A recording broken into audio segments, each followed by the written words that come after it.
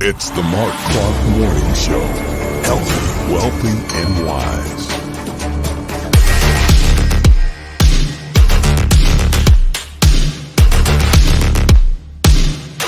Preparing students to demonstrate mastery of math state standards can feel like a dull, unending cycle of equations and practice problems. Unengaged, frustrated students can weigh on teacher confidence and lead to uncertainty about overall achievement. Two Ivy League-trained engineers observed this struggle and created a way to transform how students learn the fundamentals of math. Through the innovative Accoletics math program, EDA has helped more than 400,000 students achieve success on state-administered math tests and transformed the academic strategies and performance of schools nationwide. Accoletics' uniquely designed supplemental materials and tools are well aligned to your state standards and provide a clear path to exceed state proficiency standards. Through ongoing professional development, you will uncover common challenges and activate solutions that promise to improve student achievement in your school. By partnering with EDA and choosing Accoletics, you can start to see an unprecedented return on your investment in as little as one school year. Don't procrastinate on giving your teachers the tools to help students achieve their highest math potential. To learn how you can dramatically improve classroom instruction and learning, test scores, and student confidence, call, email, or visit Accoletics online today.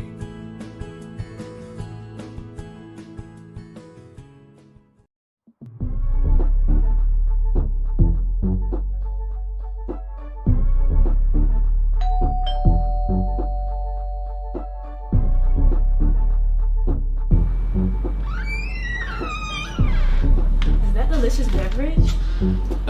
Duh.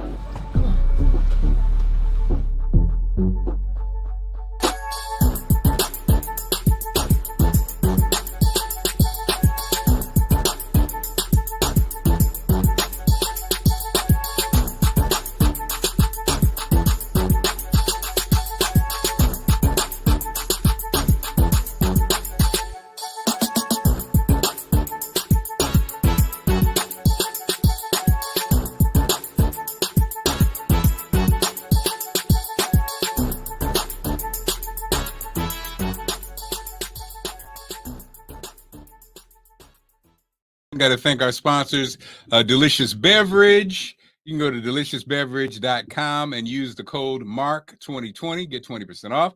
Also, Accoletics, if you have a program, if you are an educator, if you're a school system, if you're a part of a school system, and you need a program to improve math scores, Accoletics is who you need to contact. This is a proven winner.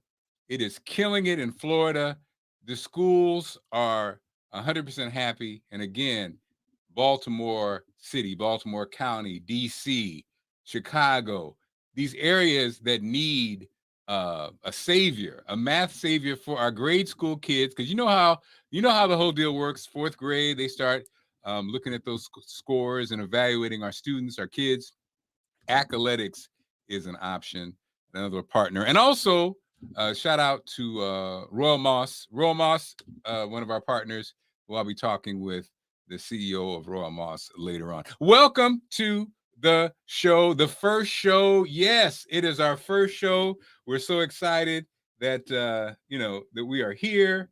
I actually just came from doing television every morning since August on Great Day Washington, and I wanted to do something that basically allowed me to stretch out, also to engage, and also to promote my partners. And so I'm so glad to be here today. I've got my guests coming up. We'll be talking about what is the Marc Clarke Morning Show. It's basically me. I said my reinventing crew. You know what it is. We'll be talking about topics. We're talking about pop culture, interviews, feature some artists, do a little bit of this, do a little bit of that. All right. So we're gonna start things off with what's up, Lynn? I see you. What's up, Miss Pat? Start off with just a motivating thought for today.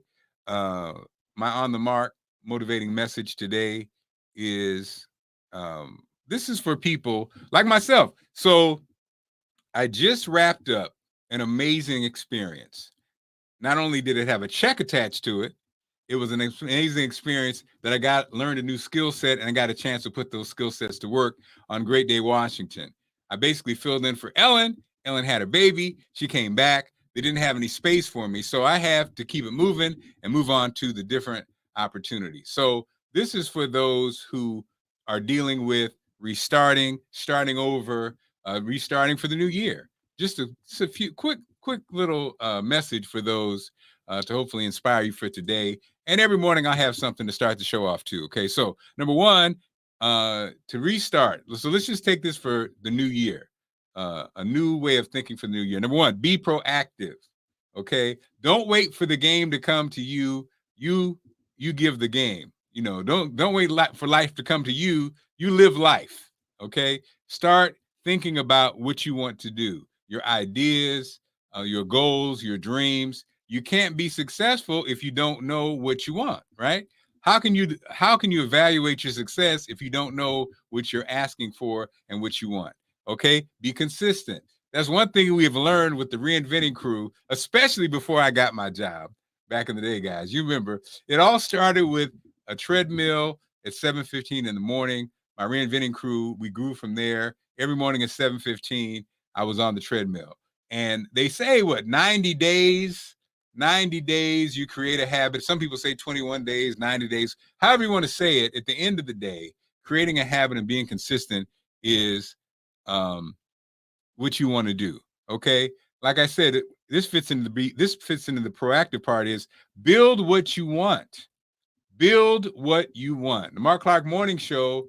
I did mornings forever on the radio. I did mornings on television. I'm building the Marc Clarke Morning Show. It's what I want. It can be whatever I want it to be. And you know how it works. You start building what you want, and then opportunity just comes your way. It's just how the universe works. And believe me, I've done this so many times. This is exactly how it is. So let's do the same thing in your life. A lot of my reinventing crew, we got a chance to bond last year. Now you have to ask the question, what do I want? What do I want to do? What do I want to build? What goals and dreams do I have? My dream home, my dream ride, my dream whatever, my dream family. Build it. Okay? Don't compare yours to others. This right here will get you caught up. Have you ever seen a picture of yourself and you didn't like the picture, and then you run into the picture a couple years later and you'd be like, damn, I was looking good. You probably were comparing yourself to your old self, right? A lot of times we do that. What we used to look like, what we used to do. Don't do that. Don't compare yourself to somebody else. Don't compare yourself to what they got. Focus on what you got. Focus on what you have. Focus on your blessings, because it's really just a setup. It really is a setup if you do that. All right. Be professional. Be professional. Even if nobody's watching, conduct yourself in a way that Big Mama would be proud of. I know that's an old school idea that almost seems like it doesn't work like that anymore. But I'm telling you, always be professional, because you never know who's watching you. I don't know who's watching this right now. Don't listen to others. This is funny. Don't listen to others, but listen to others. Don't listen to others if listening to others gets you off your track or gets you off your goal. Then don't, because some people are easily influenced by others. But also listen to others, because a lot of times, even if it's negative, it might be a nugget that you can take from it. Now, that's only if you can do that. Some people, I can pretty much listen and be objective and take the good out of something. Some people get so thrown off by a negative comment or a negative whatever, that they can't keep going. If you're that person, don't listen to others. Okay, focus on you. I'm talking about nobody. Okay, and then no, don't hope. No, don't hope.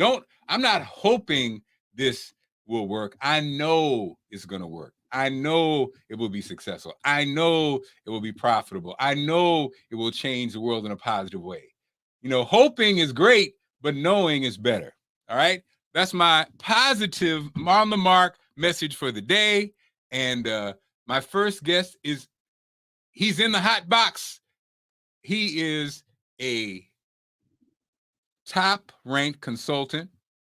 He is in the business of making millionaires. He is a thought leader in his specific space. He has built hundreds of might even be thousands of businesses. You've seen him on The Breakfast Club. You've seen him with some of the top people in the thought business. He is a friend.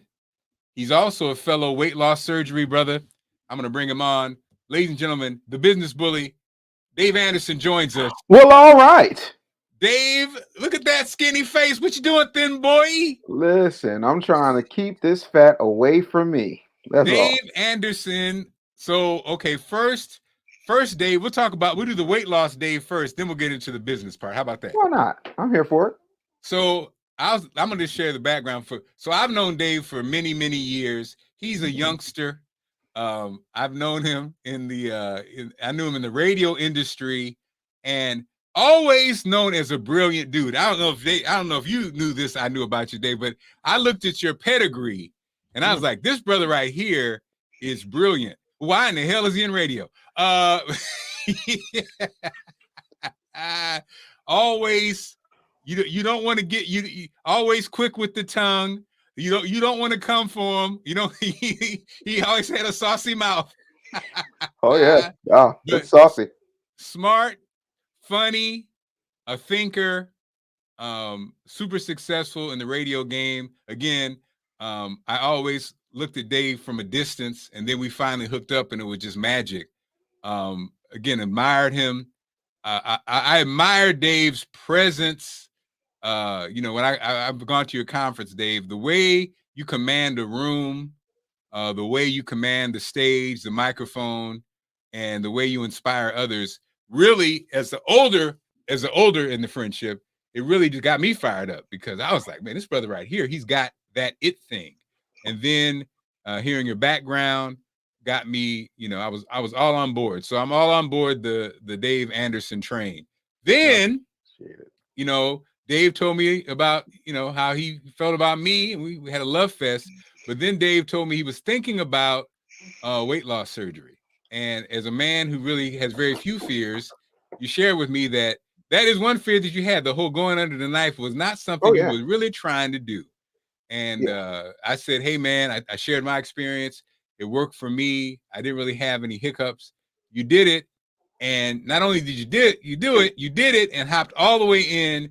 And you now have surpassed me in the pounds lost, even though you had the surgery in July and I had mine in April. But I'm just, again, not shocked by it, because whatever you decide to put your mind to, you do. And so here we are, both of us, over 100 pounds less than we were before, but still on the path. Yes. And so, Dave, I know you, just like me, you've had many people question, was it worth it?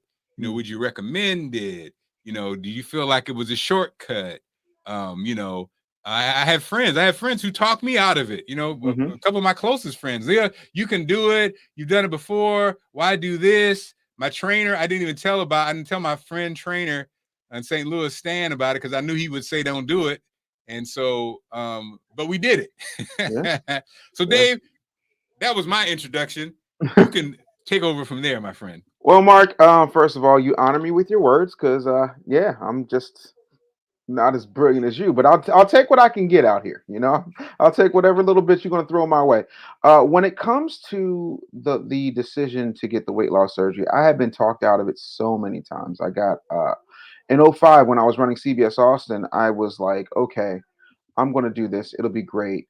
And then one of my aunt's friends, because I was going to get a lap band surgery, which is a thing that goes around your stomach and pinches it and has a little port and you can kind of tighten it, and yeah. So I was going to get that, and the day before I was scheduled for my surgery, one of my aunt's college friends died from complications from a lap band. So I was like, hell no to the no, no, no. I said hell to the no. And then in '09, when I was '08, when I was doing the Ricky Smiley show, one of the salespeople was like, yo, we got this opportunity. You can go ahead with they'll do a gastric bypass, they'll film it, it'll be a whole thing. And Ricky was like, oh, go ahead, do it. Go ahead, do it. And I was like, I don't know. Because keep in mind, this is way before 600-pound life. This was way Yeah. before Extreme Makeover, Weight Loss Edition. And I'll get to a funny story about that in a minute. Um, I was like, yeah, I don't know if I want everybody knowing that I'm so fat I had to get under the knife, right? Then when I wound up homeless and then came home and lived in my brother's garage, I got a call from ABC. They were doing this show. They didn't have a name for it yet, but they wanted me to work with a trainer. They were going to convert my brother's garage into like this gym, and I was going to do this, that, and the third. And then I was just like, I'm too depressed to work out this hard. I lost my job. You know, I lost everything that I had. I ain't got no friends no more. Last thing I want to do is have some trainer yell at me and tell me to do push-ups. When listen, bro, the only thing I can push up is a push-up pop. Okay, so that was that. And then 2015. I'm gonna give you the whole rundown. 2015, Mark. I was working as a consultant for Nutrisystem. I was to this day, I'm one of the highest grossing salespeople for Nutrisystem, and I was well over 400, 500 pounds at the time. But I was making $1 million in sales every year in Nutrisystem. So I'm selling other fat people on how to lose weight with Nutrisystem. My ass sitting there. So I was getting ready to get the surgery, and I got let go on a technicality, right? So I was to a point in my life where I just said, you know what, this ain't gonna happen. And then I looked around, and before I knew it, I was making money, like real money, like money that, kids from the hood like me only dream of making. And I'm not saying that to impress anybody or to brag, but when you have a family and when you have priorities and you have things that you want to do, like I'm getting ready to retire my brother, my mom doesn't really want for much. Like there's certain things that I really wanted to do. And then I realized that I didn't see any fat old people, right? And if they were, they had they had that elephant thing on their leg, and they didn't really have um a real good quality of life. And the last thing I wanted to do was be one of these people that leaves an amazing legacy for everybody else to spend his money. I wanted to spend the money I worked hard to earn too. And I wanted to be here for my daughter, like having an older child and a younger child. You get to see the spectrum. So like my oldest is getting ready to graduate from Howard, and my youngest is in first grade, and I want to dance at my youngest child's wedding, and I can't do that in a hover round or attached to tubes or having diabetes. And so I said, you know what, I obviously have the will, I just don't have the skill. And I've tried all those diets and stuff, and it was just like, you know what, I'm going to do this, and I'm going to commit to this. Not only that, I'm going to put in the work for fitness. I'm going to put in the work for nutrition. I am going to make sure I'm drinking a gallon of water a day. And yeah, no, it was, aside from getting married and having kids, it's the best decision I ever made in my life. And it's so crazy, Dave, because isn't it funny saying that? I know you're like me. You went on and looking at people say what you were saying, Yeah. and when you're thinking about it, the party is just like, you know what I mean? Like, yeah, and I know your ass. You're not that guy. So, Yeah. you're not that guy. You're the anti that guy. But Yeah. it's weird, dude. We are those guys now. And we're those guys. Those But the guys, thing, and it's weird because I think you're right. I think in our community, everything's frightening. mhm, Anything talking about going under the knife, because we all have horror stories of what we've seen and with people we mhm, know, and yeah, that informs us. But this thing right here, bro. um, and I think we're both kind of doing it the right way too, because we're not falling for the okie doke. Because I think what happens with fat folks, as we are, like Mhm. being an addict, right? Oh And, yeah. and I've been guilty of it more than you have so far. is you lose that 100 pounds, you lose that whatever, and initially when especially with the sleeve, you really can't do a lot. Your stomach keeps you in check because you feel terrible if you eat too much, if you drink too much. Even now, Dave, I notice with water, I'm still messing up because I can drink coffee, but when I drink water, I gotta do the first thing. I drink it too fast, and if you drink it too fast, it'll mess you up for an hour or so, right? You'd be like, damn it. You have to pace yourself. You have to sip, and initially, afterwards, you have to do it because you just can't do anything else because you feel ill. So you sip, you eat slow, you chew. I'm further down the road than you are. Yeah. So I remember when I could just do one wing. Now I could probably do like 3. But even when you're at that stage, you can just do 2 and maybe a little drink. You're good because you're almost like you're forced to follow. I'm at the stage now where I see when people start messing up. You can eat a little bit more, you know what I mean? And so then you start to redo your same bad habits. Like you said earlier, the key is you have to be on board to change your lifestyle, to stay with your physical piece and be this new person, not revert to the old person. Because if not careful, you'll mess around and blow your stomach out, or you'll be worse off. And so this one doctor that I follow, he talks about the average American, and it's true. After 5 years, most average person after 2 years, 3 years, they gain their weight back or they start to mess up. He said the true test is to be down after 5 years. If you've lost your weight and kept it off after 5 years, he says that's the true test, right? Now, something that I've connected, I'll share with you too. This is a blessing for us. That I think is good for us. Is that when I did the TV shows, I just wrapped up. I met a doctor talk about a brilliant idea. He's an endoscopic doctor, and he basically works with those who've had the surgery to go in and tighten it up, go in and blah blah blah blah. Or for the people who don't want to do the surgery, he can do it the endoscopic way and do the same thing, but not do the drastic surgery that we did. But anyway. And he's killing it because there's so many people who are doing the surgeries and still not following the directions, right? Right. And so I know there's people who are watching. If anybody has any questions about it, I think so, Dave. I think we're in the same space. I think we did it. We're happy with it. We're continuing to lose weight, and I think we're on board. I know some people have had horror stories. I know some people advise against it, but for me, it has been a win. Yeah, I want to tell you something. And the one thing I didn't get in the beginning was why they made you go to a psychologist. Because what happens is and I'm sure you've seen them too on Facebook. They have these support groups. It's worse. It's not a support group. It's literally a bitch session. People are so unhappy, and it's weird. And Dave, the part that's so crazy, like you said, is I remember the first time I saw somebody. And after I had it, I was like, "Are you crazy?" She was a police officer. So first when you go back to work. I think you and I have been blessed because we could work away from home or whatever. We didn't have to go back to work. So to go back to work, you really have to have your stuff laid out. You got to have your meals. You got to have everything prepared because you can't just go back to work. So she goes back to work, Dave, and she's eating regular food. It's the first week back. What are you doing? And then she got sick. And she was like, "Oh, my stomach hurts." I was like, "Are you crazy?" We were at home, and that was challenge enough. But to go back to work and try to go to lunch and have a salad, you can't do that. No. But like you said, if you were following the directions, they lay it all the way out for you like that. So then I started wondering, are there shady doctors out here? Are these people not listening? What's going on? How did you end up being at work eating some regular food? And then surprised when you get sick? I'll tell you why. Very simply. So most of us have 3 to 5 incisions across our belly, right? They're this small. They look like this, right? So once you get out of the hospital, for the most part, there's very little pain. Like Mark and I both had to use injectable blood thinners, which I have to tell you, real good party there. If Mark and I were considering being heroin addicts, we got over that real quick because 2 needles twice a day, every 12 hours, no. But other than that, you start to feel like, hey, I'm normal.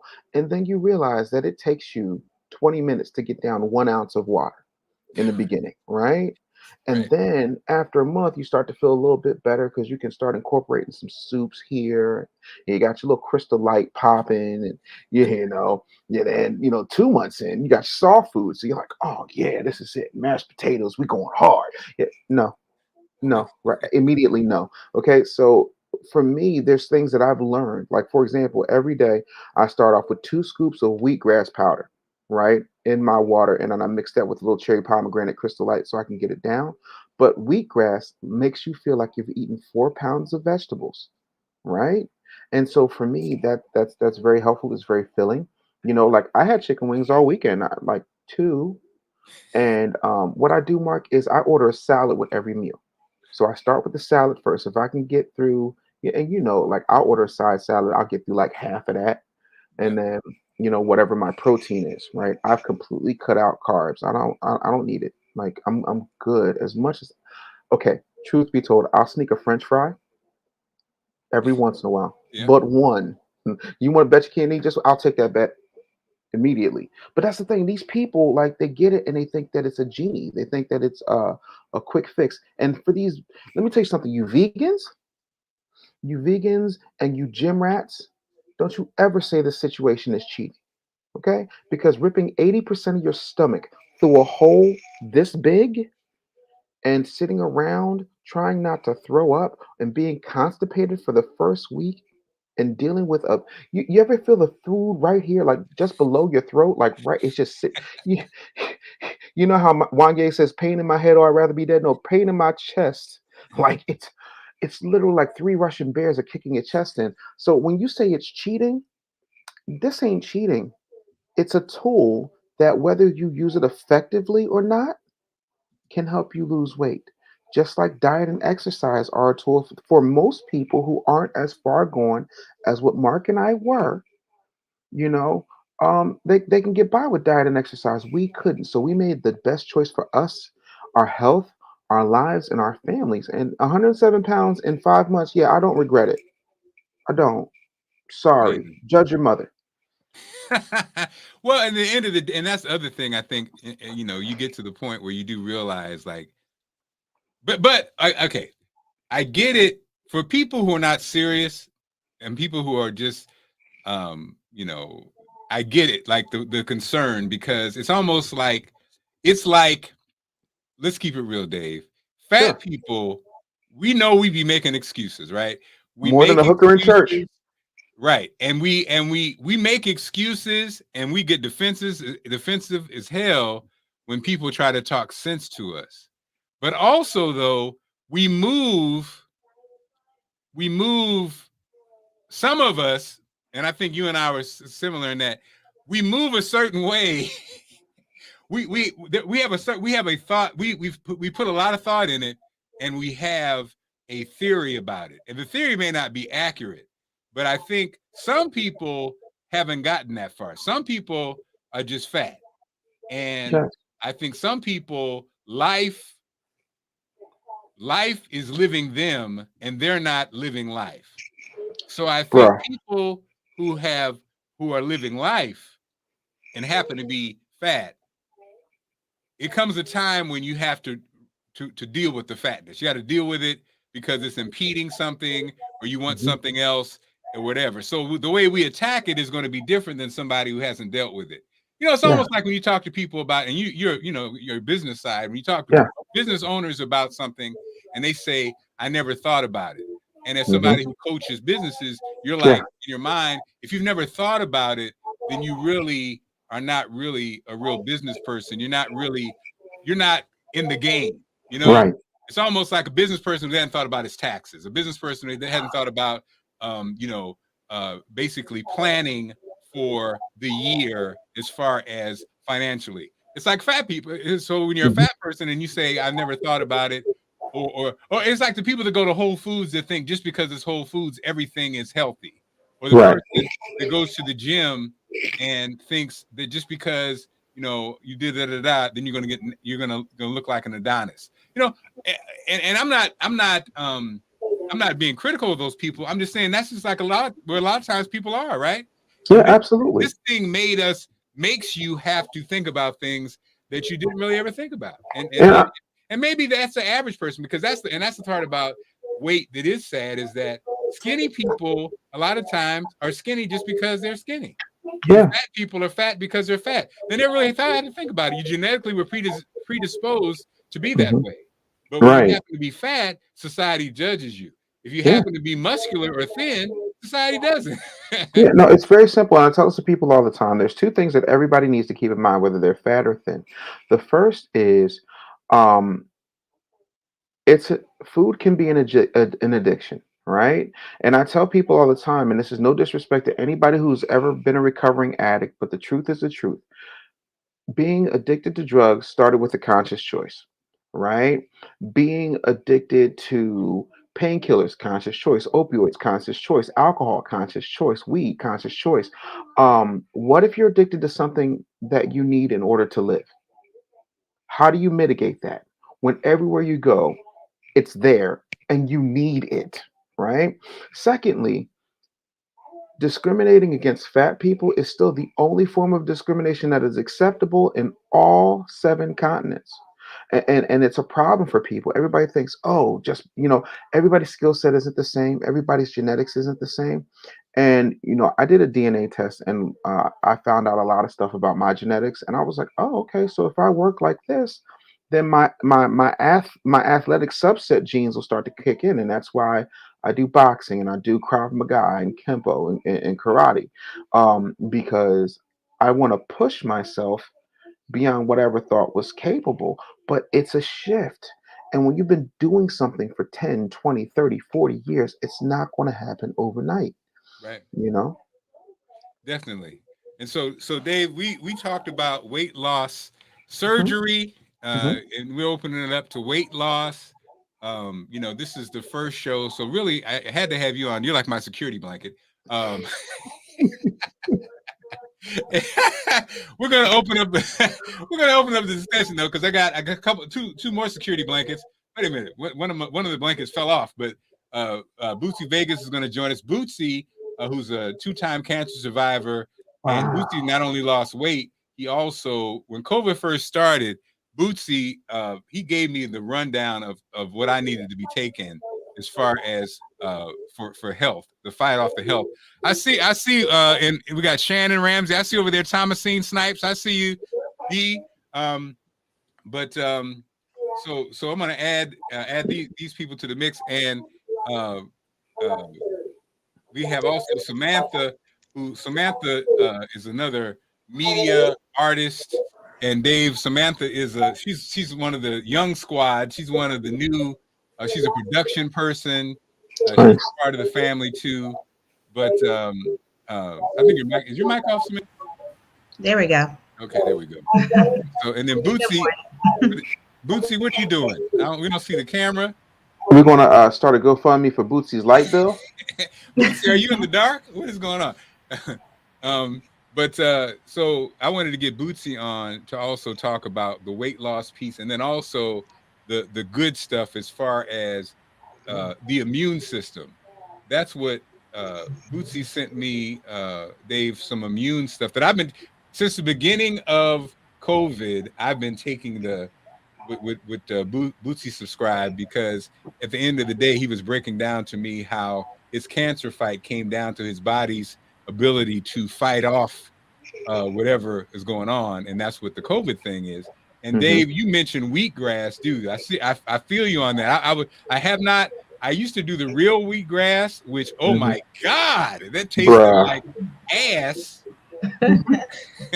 How do you do it? But you say you do it with Crystal Light. You shake it up. I mean, Yeah, I do it. Like I literally just knocks them off.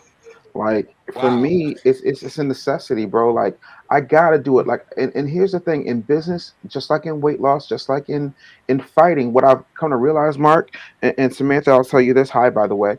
The thing that I realize is I treat everything like there's a gun to my head.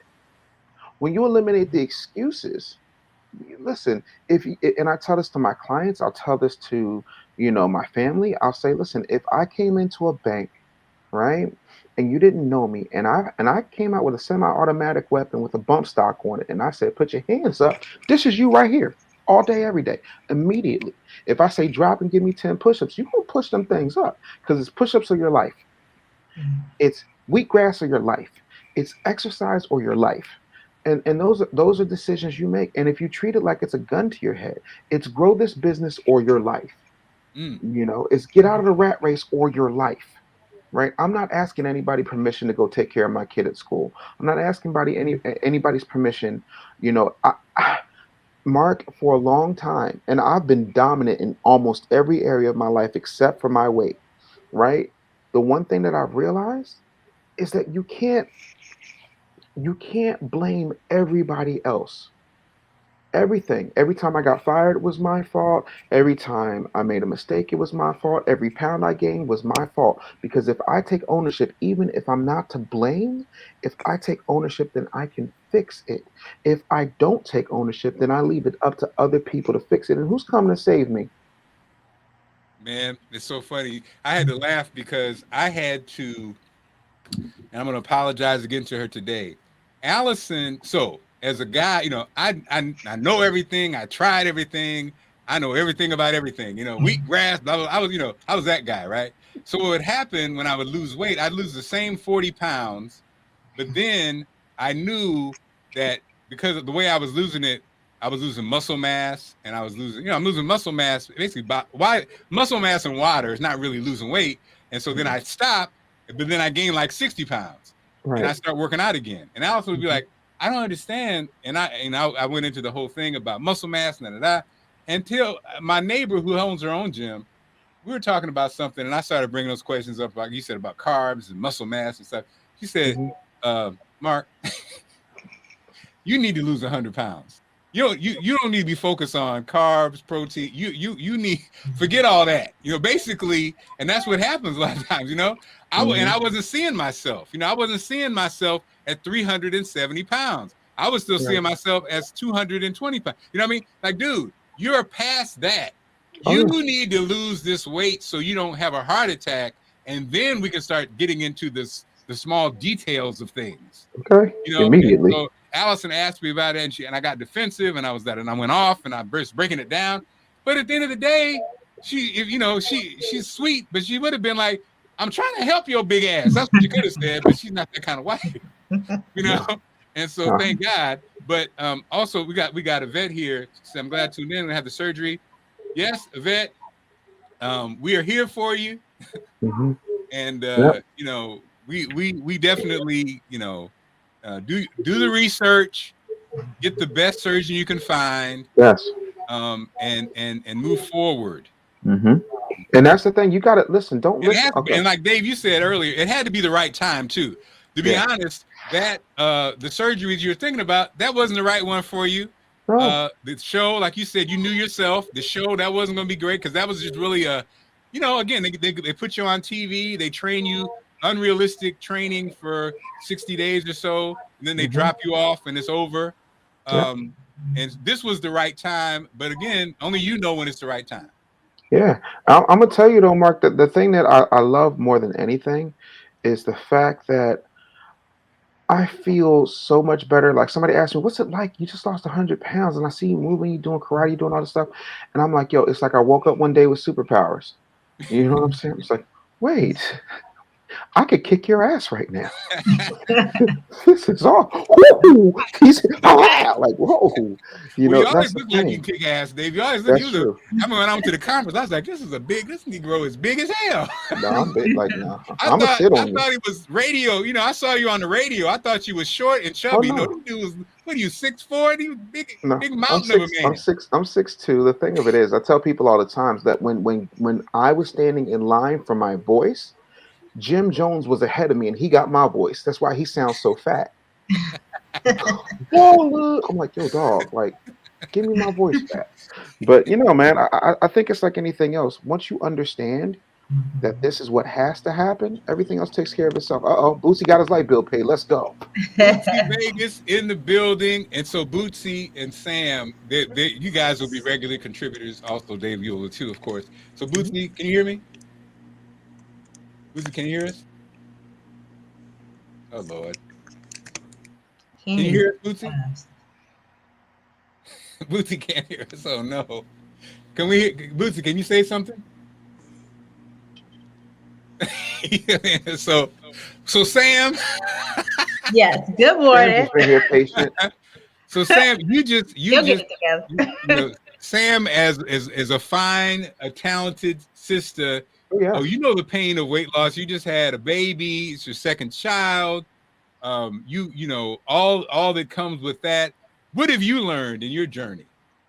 It's such an appropriate topic because I'm literally in the midst of it all again, and I was same thing with Bootsy, following the probiotic and the vitamin D and vitamin C. I always yo-yo. And so it's a situation where it doesn't look like, like you said, sometimes you get comfortable and it doesn't look like you should have a problem, but you know yourself, you know your body. And so with the first child, I actually had this preeclampsia issue, which almost took me away from here. And so Wow. I had to recover on a whole nother level. Like for 3 months, baby was in the NICU. I had a 1-pounder. She's great now, thank God.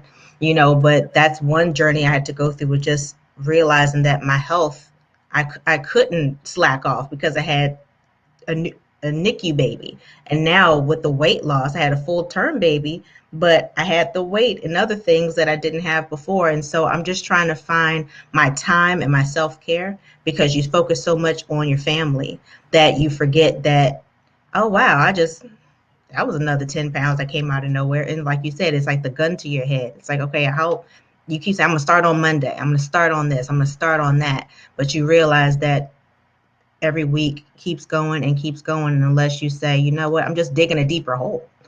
And so if I just decide to make that decision and change my eating and change my sleep and, do things, we usually know what to do. And so I know what to do. It's just making the decision and sticking to it, sticking to, like you said, the exercise. That's always my problem. It's like, I don't want to, but I have to, and then find something that you enjoy about it, and make your own pathway in it, so you don't have to look at working out like the next person. What is working out for you? Is it walking? Is it treadmill? Do you like treadmill? Do you want to do YouTube videos at home? What is it? You can find something. Like you said, it's no excuse. It's too many options nowadays, and so I'm just trying to get on that new year, new me lifestyle, not just the year, but I want it to continue. I don't want it to be a diet or, a trial. I want it to be a lifestyle change, because like you said, it's about not just you anymore. Well, the funny thing about the weight loss thing, Dave, and I think initially when you can't, so when you have to stop eating, yeah, and actually when I did the juice fast, I saw some stuff too. When you have to stop eating and just break it down, it's funny. You learn a lot about yourself.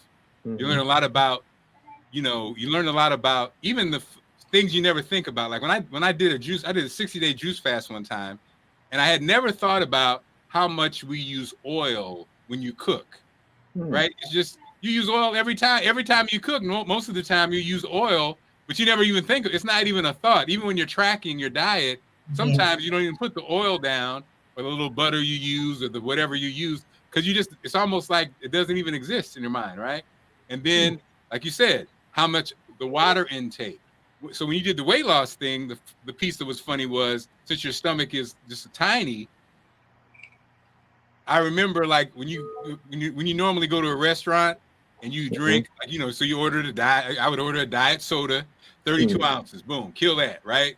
They bring out the bread, you got the bread, order appetizer, have the appetizer, refill on the soda, boom, another 32 ounces. So I just drank 64 ounces of diet soda and an appetizer before the main course.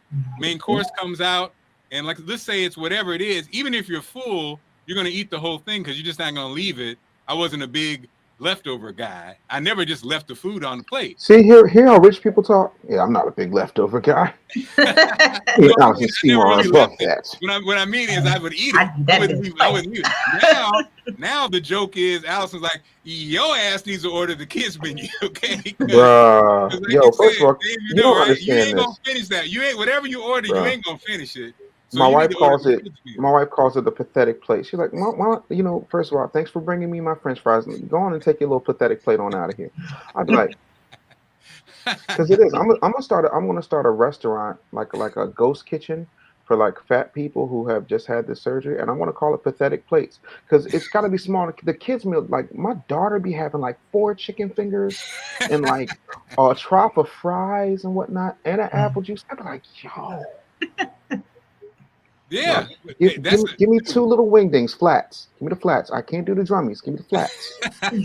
dude. I'm telling you that I had that idea today, dude. That's a business book. That Pathetic is. Plates is happening. It It's really going is. down. It's real, Great. but it also teaches you again all the bad habits you have. Like I said, got to finish this. Even a drink, you got to finish the drink. You got to finish when we came up in a generation where you had to finish everything. Everything because we was And poor. even if you, and then also you start talking about what is full. Like it's like there's a difference between like if you have something that's really delicious, there comes a point when you really are full, but it's just so delicious you want to eat it. But then when you had the surgery piece, it really does come into question because you're like, I could stop right here at these 2 wings. They were good. And I'm actually full, or I could push it and feel bad for a couple hours. I think I'll just leave it at that. Have you had the bump yet, Mark? What's the bump? The bump is when you're sitting there, right? And you're having a meal with your wife, and you look over at Allison, and you finish eating, and everything's fine. You have that quiet moment that you have with your wife, and then all of a sudden, Oh, yeah. Yeah. and she's like, "What's wrong?" I'm like, "Because you can't talk. Because Yeah. if you talk, it's gonna be a full reverse." You're like, Yep. "I'm letting my food settle," and then it's Too like a much, right. hiccup It's and a too burp much. at the same. Yep. Yeah, dog, I'm good. Just I did let me with, just I sit did here it and with lie down. Indian the other day. I told you I did it with Indian, and what got me was, you know what got me? That curry. And spices. That wasn't the food. What got me was, Dave, the mango lassi, which I hadn't had Bro. one of those in a while, right? And so for those who haven't had, it's a mango yogurt. It's yogurt. It's a yogurt drink. And that yogurt drink, dude, it was like you said, it was stuck here, and that bump was like, so Yeah. it was How like, many calories are you up per I day know, right now? I know. It's like I try to stay around 1,200 a day. That's really good. Counting But calories. that I was day wondering- obviously it was crazy. That mango lassi itself was like 600 calories, something crazy. Yeah, bro. If I get 800 calories a day, I'm happy. Like I feel like for me, 1,200 You have a is, system where you count your calories. Is a system that yeah. I use a system. I track. I use an app called Baritastic. It's for like bariatric patients. Mm-hmm. Okay. Phenomenal. Yeah, that's good to know because I had to join Weight Watchers, and in the past it's been really successful for me because for some reason counting calories is just really, like you said, you'll look up and it's like, dang, I'm halfway in. Day hasn't even started. And so it's great seeing different systems because I just joined Weight Watchers because it's like you can eat certain things and they'll do the points. And so you're like, all right, I'm gonna get half of this brownie. Weight Watchers gets the reward for making you pay to count calories. It's the perspective. I guess they got me with the points. I guess I can work the points, but yeah, the calories. It's just interesting. Because we all want an easy way. It's like everybody. It's like everything. We want an easy way to do something, and it's so funny. It's like, it's just like. Then you go back to, well, I could do it myself. But then the obvious question is, well, if I could do it myself, why haven't I done it myself? So these are interesting loops. Because it works for me. It works for me. Allison, after the kids, she did a points thing too, because in fact she ate more on the points because she wouldn't eat. A lot of times I think that's the other thing. Some people just don't eat. Some people just don't eat. I forgot to eat. I never had that happen before this, when I was like, oh, I forgot to eat today. Or the people that are like, oh, this is too rich. I was never that person. Did you know, like, the part of the stomach they cut out also cuts out that part of the stomach that feels hunger? I did not know that. I did not know that there was a part of my stomach that felt hunger. See, that was the culprit the whole time. That was just a huge part of my stomach. And apparently that part, because I was watching 600-Pound Life, which I sometimes do, and I'm like, yeah, I wasn't that bad. Like, it's picky ones we can get them. But I was fun. He was like, yeah, no, you're never hungry because we cut out the part of your stomach that it has the hunger. No, so, but like, you do get the urge to eat. But are you ever like, oh my God, I'm starving? I'm never that. I'm never that. Nah, I'm like, well, yo, and I that's need how to you eat. realize it's boredom, right? You realize the drive to eat a lot of times is just boredom, especially when you're stuck in the house, don't have something going on. And so I think we got, is Bootsy, are you with us? Finally. Lord Jesus. Let's Man. go. Hey, Bootsy y'all. Vegas in the bit. So Bootsy, What up? another media guy. So Bootsy, who runs an amazing media school training center in Ward 7 and 8 Yeah. in DC. Sam is a graduate. He has like a 90 million success rate. So in addition to being an amazing broadcaster himself, an amazing talent himself, amazing musician himself, Bootsy is doing something that we all want to do and leave a legacy of young people who are in the craft. So Bootsy, shout out to that. Also, Bootsy is a 2-time cancer survivor. And Bootsy, who with everything that he does, passes on the information. And when COVID hit, Bootsy's like, Mark, this is what you need to do. Bloom, bloom, bloom. And that I think that protected me, man. So first of all, Bootsy, talk to us about your weight loss journey and also your cancer. I think I'll say this, Bootsy, and that's something else I realized at this age. Most of our biggest fear, I think most people, the biggest fear that you ever have is going to the doctor and hearing those words, you have cancer. Right. And to have a warrior like Bootsy who whipped his ass two times, it made me realize, you know what? Whatever, as you mentioned before, Dave, like that gun analogy, whatever it is, whatever's going in life, you got to make the decision. Am I going to carry on? Am I going to quit? Right. And if it's cancer, if it's this, if it's weight, if it's this or that. And so someone who's been in the storm, Bootsy, talk to us about that. You've been in the storm a couple times and you're in Ward 7 and 8 in DC. So you ain't scared of nothing. Okay. First of all, I just want to say thank you for having me. You have been a part of my morning since August, right? It's been August when you was on it, right? So my 9 to 10 o'clock hour has been completely flipped upside down because I don't know what I'm gonna do now. So thank you for having me on that one. Welcome, congratulations on really all of your success as well. For people like me who are still trying to live and obtain their dreams, you've been an amazing source of real inspiration because what I just saw you do transitioning from radio to television and the level that you did it at, the way you did it has really been inspiring. So I just want to say thank you for that, bro. Like, man, like, you know, I just want to say that. Thank you for that. First of all, I have really been enjoying the show. Nice to meet you all. Oh, I'm sorry. Hey, Samantha. I forgot she was on here too. This guy here. But yes. So now the interesting thing is, so in 2016, late 2016, I was diagnosed with stage 4 lymphoma cancer. So that was the transition of diet and me just learning. So I had stage 4 lymphoma cancer, and I had to start adjusting stuff. And the more research I did, I realized that diet had a lot to do with it. So I actually called Bernie White from Earth, Wind, and Fire, who I worked for.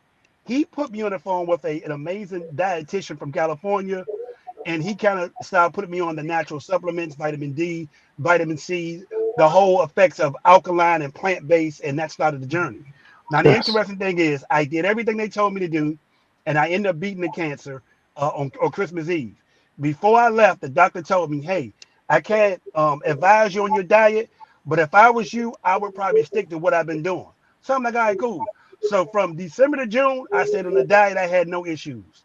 July come, I started going camping. I started going hiking, went back to eating processed meat, dairy, sugary stuff. 3 months later, my cancer relapsed. But I knew what the reason was. You know what I mean? In my mind, I knew what happened. And that started my transition to plant-based alkaline, researching. And then the amazing thing was Obamacare. So for people who don't know, Obamacare in the district, in the DMV, allowed you to get a bunch of stuff for free, no matter if you had pre-existing conditions or not. So I qualified for a stem cell transplant pretty much for free because I was on Obamacare. And when you have a stem cell transplant, you got to get a dietitian. So the dietitian sits you in and tell you what you have to do in order to survive with these new blood cells for a year. So it started so I matched up with Bernie White's dietitian told me, and they told me, and it was kind of like the same exact thing. And that transitioned me to plant-based alkaline and learning about the immune system. Wow. Man, and that right there is as the kids say, that is a bar as far as we talk about health.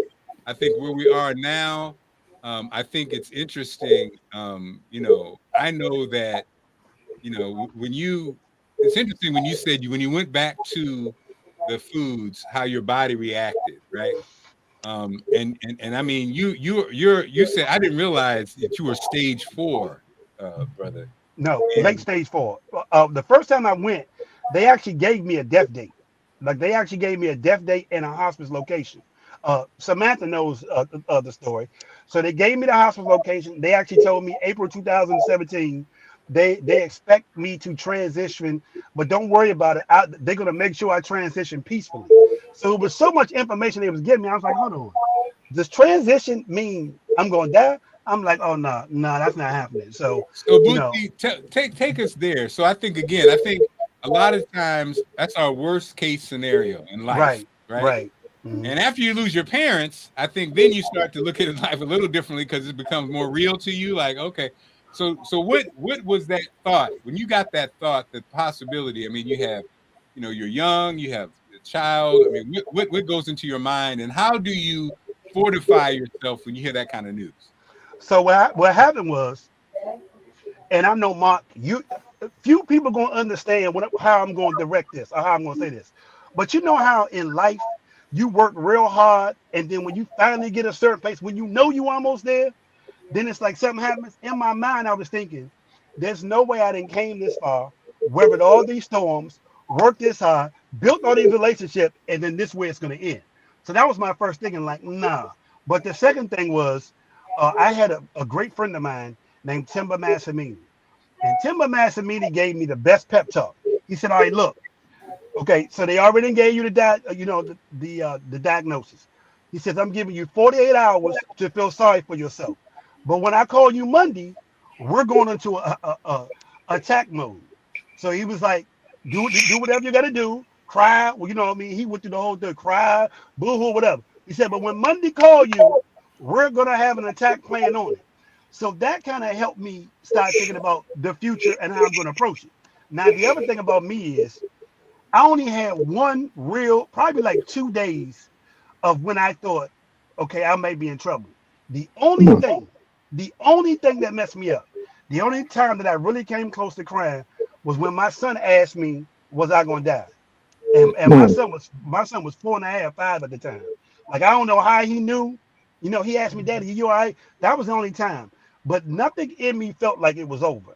And I just felt like, hold on, you know what I mean? And then when I got the diet information and I had started talking to other people who had lymphoma cancer and had beet cancer, it started like, coming to my mind, diet, exercise, diet, what to eat. So nothing in me felt that way. After about 2 days, I was really over it. And the other thing is, which is really important, I tell everybody, it's who you have around you. Sometimes you got to know what phone call to make when you in these situations. A lot of times, people being in these situations it's not the diagnosis, it's the response and the people around you response. You know what I mean? If you got people around you freaking out, you know what I mean, with a real negative, but I was around funny, loving people. Mm. And I didn't think about it so much, you know what I mean? Because I was always cracking jokes and I still had plans for the future. So mentally, I didn't allow myself to do it. The one lesson I will say, so there are 2 books I'll tell everybody to read.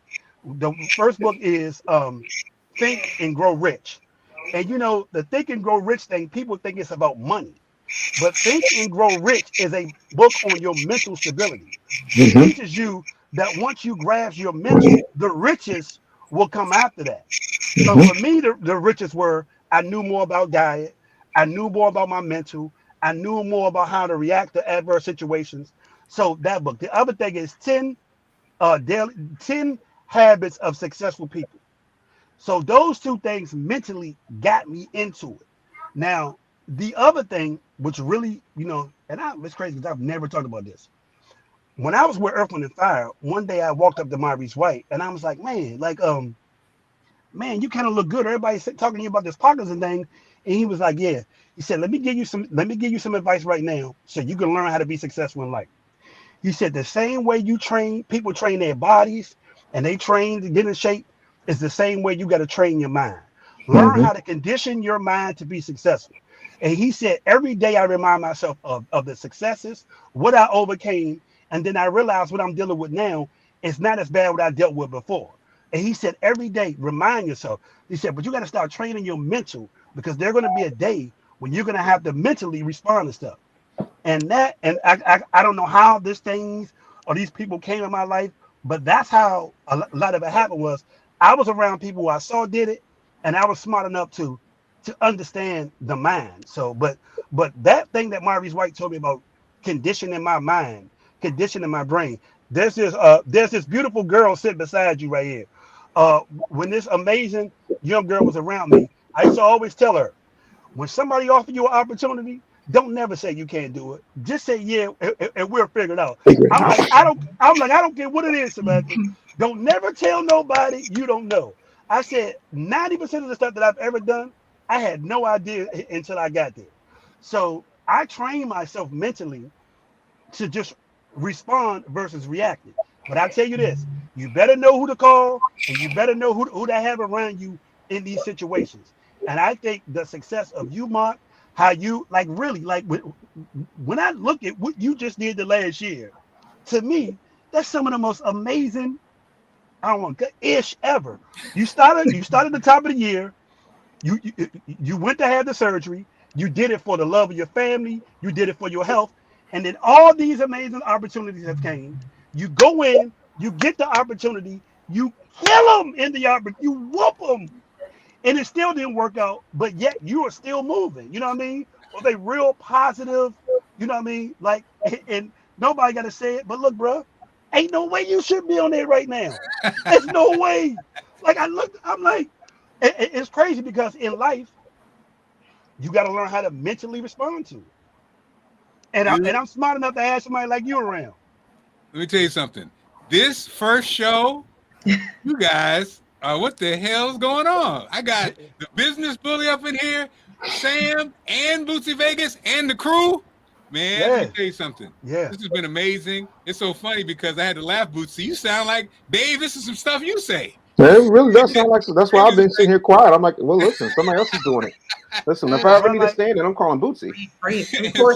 And so I think at the end of the day, I think the blessing of this, and it just reconfirms all of us have this same philosophy. So that's the part that's amazing. But I think for those who are watching who needed that encouragement or whatever, at the end of the day, it is, like you said, who you surround yourself with and understanding that all things are possible. All things are possible. And why not you? Yeah. Why not you? Why not you? And the last thing, because I want to say this, for everybody out there, remember, your mind is more powerful than you give it credit for. There are two types of people in this world. There's a person that think that he can, and there's a person that think that he can't, and both of them are right. Decide who you want to be now. There's a person who think that they can do it and they can't. You just need to decide real early in the game which one you're going to be. But both of y'all are right. But the mind is more powerful than you give it credit for. If you believe it, you can achieve. If you want to be here, you're going to be here. And that's what you did with the whole surgery and all that. Changing your complete, like you were seeing the bigger picture. You were seeing way ahead. You understood it. You stepped out on faith. And hey, and we here. And and in the year 2020, I don't know who had a better year than you. I mean, like there were days that I was looking at Great Day Washington. I would look at Great Day Washington like, God damn, this man is what? Like it was almost like he belonged there. I'm like, man, I started thinking of everything I wanted to do watching you every morning. That's right. Let's go. Let's go. I mean? But your mind is more. But guess what? You did not allow nobody to tell you because you had only did radio that this was not obtainable. And be clear, you may not be on there. You may not be there, but nobody beat you for the job. You ain't get beat for it. You ain't lose it. You know what I mean? Right. Whatever happened, happened. But ain't nobody take it from you. Ain't nobody took it. Nobody took that situation from you. So just remember, your mind is more powerful. Everybody, your mind is more powerful than you give it credit for. Just keep that in mind. Look at the devil was trying to keep Bootsy off in that damn reception, but he fought through today, didn't he? Go ahead, Bootsy. He's like, I'm gonna go to the car.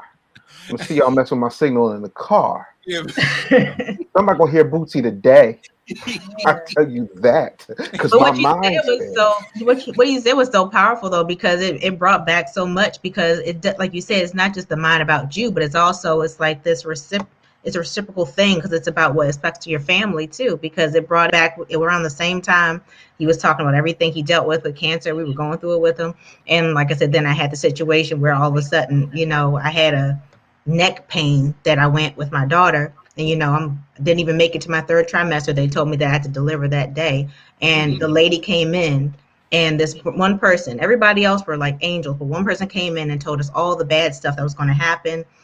Told us that she wouldn't be able to do this, she may not survive. If she survives, all these things that she would have to live through. And me and my husband looked at each other. She stayed in the room for like 25 minutes just saying all the stuff that was going to happen, and we looked at each other, and I was like, well, I rebuked that in the name of Jesus. And I was just like, nope. And like, we were like, pretty much, we completely dumped and prayed. Like, it was almost like she came to deliver something, and it was up to us if we were going to accept it. And since then, that whole stay, like to the point where they wanted me to put me in their newsletter because I kept a log, I literally had angels come in and like tell me their stories. Look out for me, look out for the baby. And she's doing phenomenal. Like, you would have never known she was 1 pound, but they kept Beyond phenomenal. But go ahead though. but it's just what you say. It's like the mind, we refuse to, you can also decide what you choose to put in your mind, what you choose to keep there. And we didn't keep it there. And because of that, it wasn't just me, it was my family, it was her. It's not, like you said, it's more powerful, but it's not just about you either. It's about your family and your circle, and you can determine if you want to let that kind of energy or let that situation impact you and the rest of your family and your life. And we just were like, I just can't. I refuse to believe that. And the belief factor, it's like, you can't take that away from me. That's the energy, that's the vibration I'm operating on, and no one can get me off of it. And God and the world responds to that. And that's the part, the theme, and we're going to wrap up. I have Otto's going to come on, one of our partners, but that theme right there, y'all. Now you got me emotional, because for those of us who've experienced it, we have to stand on the mountaintop and share it, because there's so many people who have not, and who are in this negative loop, and they're in their mind. They're like in a mind loop. You know what I mean? It's like there's a mind. I remember I had a thing, something that I broke out of. I almost feared success. I used to think when something good happened, something bad's gonna happen. When something good happens, something bad's gonna happen. And to be honest, meeting Allison and her father, who's the Unity minister, he broke me from that cycle, and it changed my life, because again, so many people have not tasted victory in so long. They become their own worst enemy, because, like you said, their mind takes them down this circle. Those people, you know those people. They're like, financially, physically, it's always something bad. It's like, Lord Jesus, but they don't realize their family's negative, they're negative, and so you get in this loop. And it's like, so if you're that person, just number one, try to find somebody who is not negative and who will break you from that curse of yourself. If this us, me being on TV at 55 every day, after being in my basement, like you said, Bootsy, for those who know the story, unemployed, out of work, lose the weight, end up on TV every day, and then kill it. For those who know me, that's inspirational. For those who don't, they don't know. But I'm just here to tell you, please, please, please, please, if you find yourself in a negative loop, 2022 has to be the year that you break yourself out of it. And a lot of times, I think it's how we look at stuff too. Sometimes my late father-in-law would say, there is no bad, only good. And I remember people would be like, I bought a radio show for him, and people would argue him down. You would be like, there is no bad, only good. What do you mean by that? He meant that everything's a lesson. So while it may seem bad, Mark, the show's over, you're not on there anymore. No, it's a lesson. As Dave's been trying to tell me for 20 years, Mark, you need your own platform anyway. Right. Dave always teases me. He says, Mark, you always fall for the okie doke. A job falls out of the sky. and then you go chase it, and then after a year or so, it's over. Why not have your own? Why not build your own? And this brother's younger than me. But now you're ready for it, like you said, the timing of it all. You're right, and you're right. And so, at the end of the day, it's not bad. It's only good. It's opportunity. Even the pain, a lot of times that we face. Imagine Bootsy, who just got kicked off again. Bootsy, with that diagnosis, he did not. Some of us would have been done. It would have been like, oh, it's over. And then, like you said, Sam, here come the doctors and the nurses telling you how you're gonna die and get ready for it and get ready, get your kids ready for it. Bootsy's like, nah, I don't really think that's gonna happen. And it didn't. Yeah, I'll say one quick thing, and I know he wouldn't care that I shared it. When he was first, diagnosed, we went there. I was like, I have to, seen him a lot in the hospital, but that one time, the first time, I think there was like a crowd. People had to come bring seats into the hospital room, and it was about 7 of us in there. We walked in. I'm telling the story about you. You came just in time. We went in his hospital room, and for someone who just got diagnosed with stage 4 cancer, we left. We were like, I'm inspired. I'm motivated. Like, he had jokes. He had, we went in there like, oh man, this energy. And immediately it was, you would have thought we went into like a birthday party or something. Like, his energy, his everything was like, I don't know why people think something's wrong. We left happy and inspired when he's the one in the hospital fighting cancer. We're like, what? Well, he's gonna be all right. From that point forward, every visit was nothing but a, hey, how you doing? What you need? We know you're not gonna be in here long, but while you're here, you want some food? What do you want? Right. But hold on. But in other little sister, big brother fashion, I was joking so much the first time. Samantha got mad at me and was like, hey man, why you in here? Stop. She was like, hey, this is serious. You know what I mean? And I had to be like, Sam, relax. Like, you know what I mean? She in there getting emotional. Like, this is serious. Stop saying this. Stop in here joking. Like, because I was in there joking and Samantha got mad at me. I had to be like, Samantha, it's all right. But look, bring me some food next time. Hey, God bless Samantha. I would call Samantha and say, hey, can you stop past the Cheesecake Factory for me today on your way here? Like, I was over it, but Samantha got mad at me twice because I wasn't taking it serious in there. Because he was taking jokes about it, but it was like, stop joking about your death and all this other stuff. But he just got jokes for the nurses. I'm like, cut it out. Like, dang, for a minute, please. He was like, all right. So we're gonna stop this session. My goodness, this was the first show. Yes, thank you guys. Yeah, good show, people. I want to tell you now, this is free, so thank you very much. For this time. One time. Yeah, we'll get that. And we're talking about partnerships, as I mentioned before, Delicious Beverage, Acolytics. Also, I need to shout out Royal Moss LLC. Yeah, that's what I need. I need that. I need that sea moss because you be making it look and sound delicious, Mark. So it's either the greatest of the world or you're a better actor than Denzel. So it's the funny part is, now let me tell you. So Ada joins us to actually wrap things up. If you're looking for the sea moss, so Ada, just like again that feeling we talk about, that positive energy, that spirit. So Ada saw me on doing what I do on Instagram. She comes and we meet at the Chipotle. And that's the first time, I tried her sea moss. And like you said, it was just, Dave, you saw me. I just was like, okay. And that I had that grape and it hit the spot and their story inspired me. And so I said, why not? Let's partner up. And here she is, ladies and gentlemen, another one of our partners out of Jefferson. And I got to say, I'm on the grape, but then my daughter kidnapped the damn mango. And now I'm like, okay, I'm on the mango now. So right now I have mango, elderberry, and I just ran out of grape. Typical black person.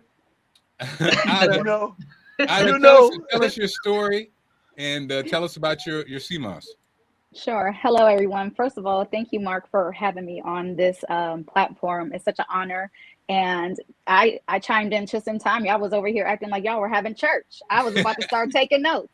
But I'm so happy to be here. So I made a commitment to myself because like you guys were saying, value in life, and the older you get, you really are just more appreciative the older you get.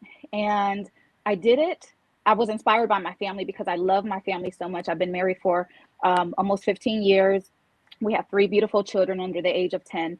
And I just was anemic. I was anemic for 9 years. I was tired of just taking over-the-counter medicine and the way it made me feel, as far as all of the side effects.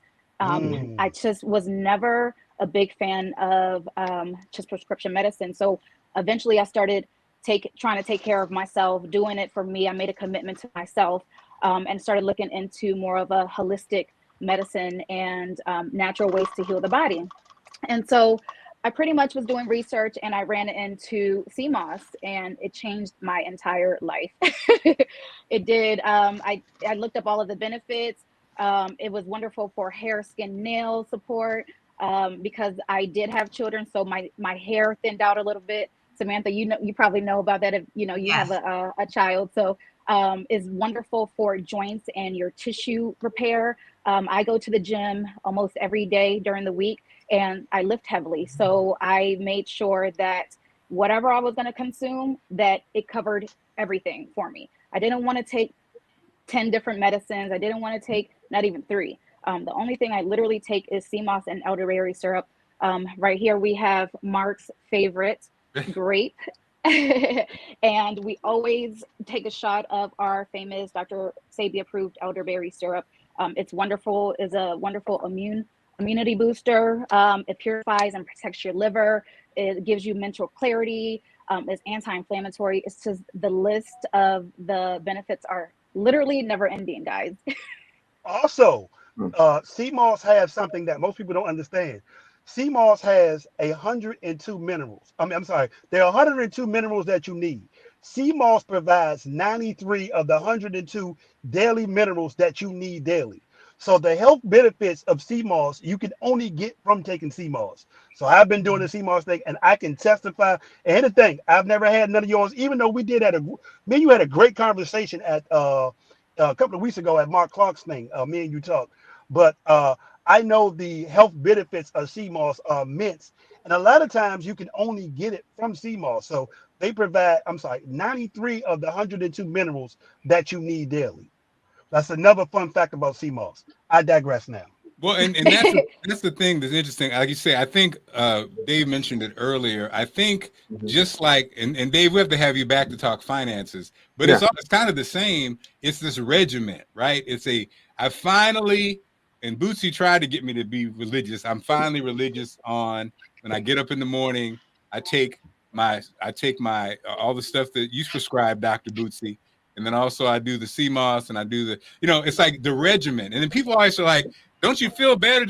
It's interesting. I don't even know. I can't say that I've ever felt really bad, even when I'm eating Big Macs and drinking shakes. It's just a matter of knowing, though. There's something about knowing that you're fueling your body properly. Like you said, Dave, with that wheatgrass and stuff like that. It's just knowing versus when you know you ain't, right? Yeah. And so Right. I'd go ahead. Because elderberry syrup is something for my daughter now too. So that's I was going to buy some just now, but it's sold out on her website. Ada. It is. Thanks to Marc, we have a very high demand in our elderberry syrup and our elderberry CMOS. So that should be back in stock within a couple of weeks. Yes, because I actually tried to buy it as well. I remember you telling me to go on the website, and I couldn't find it either. So I need to know who to blame for this. Bootsy, it's grayed out. It's not even there. Marc's but the grape is in huge supply apparently. Grape's not sold out. Yeah, the grape's not. No, the grape's not sold out. Grape is in stock and is in season all year round. The reason why our elderberry is in high demand and it's out of stock is because we actually get it shipped straight from Poland, and we actually get our CMOS shipped from St. Lucia.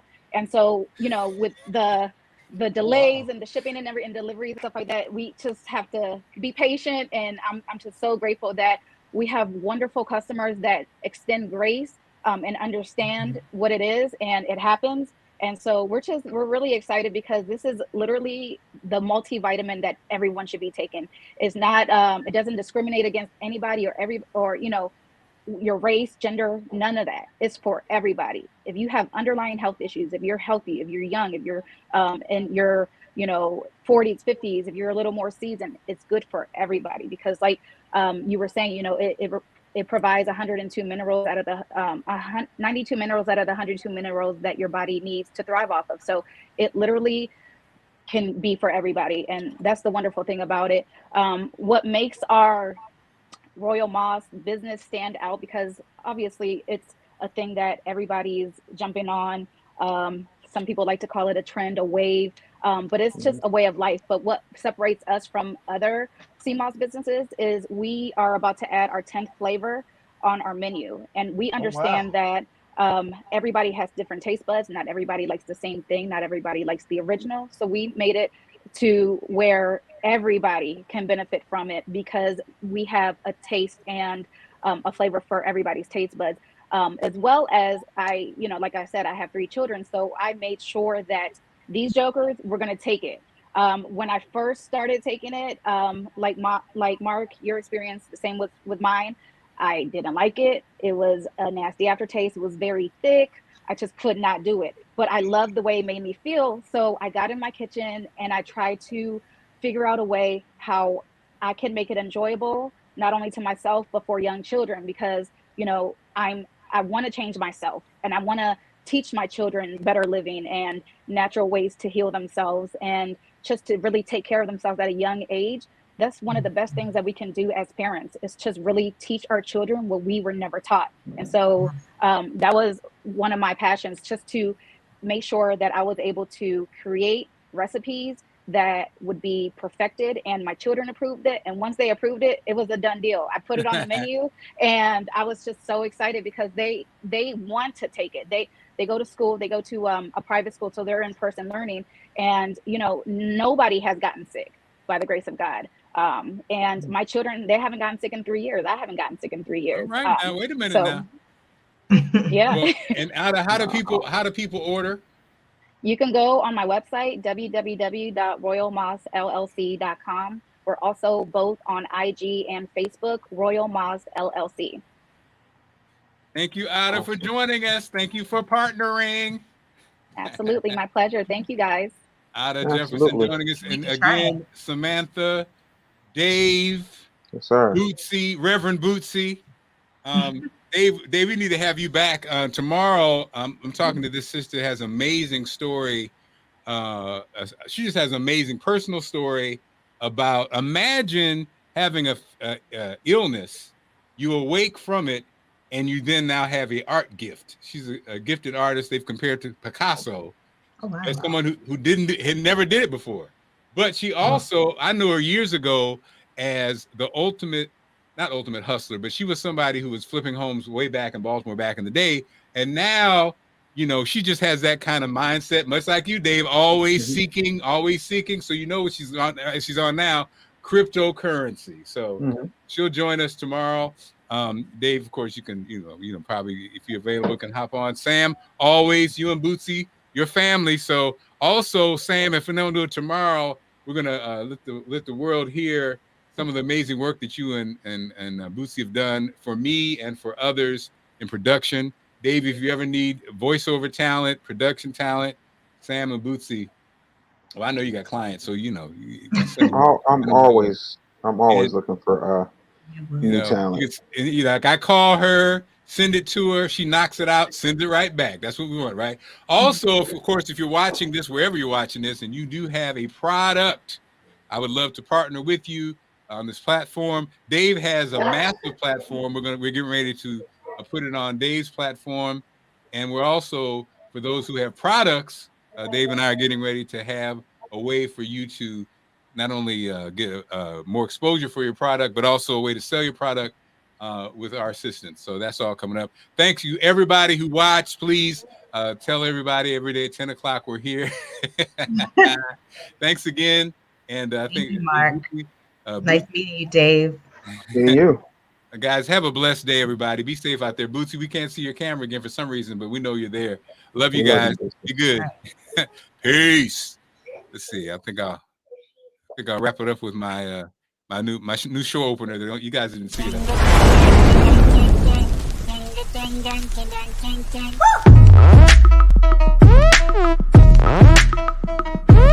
that.